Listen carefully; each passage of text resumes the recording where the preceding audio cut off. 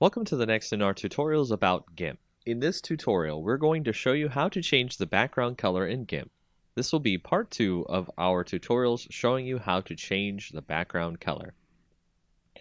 Another way you can change the background color in GIMP that is quite easy is go to your image, right-click, add an alpha channel if it doesn't have one already, and then from there, you want to use the Fuzzy Select tool to select the part of the image you would like to delete to give ourselves a transparency.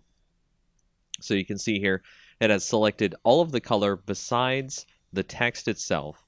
And if we were to continue from here, it would actually get rid of the background except for the other colors that we need to get rid of inside of the letters.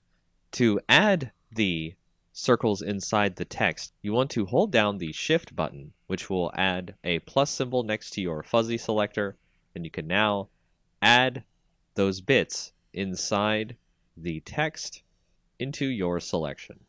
And doing so will allow you to delete all the parts of the image you want to get your alpha channel. So once you're finished there, just hit delete on your keyboard, and you'll see the background is now fully removed.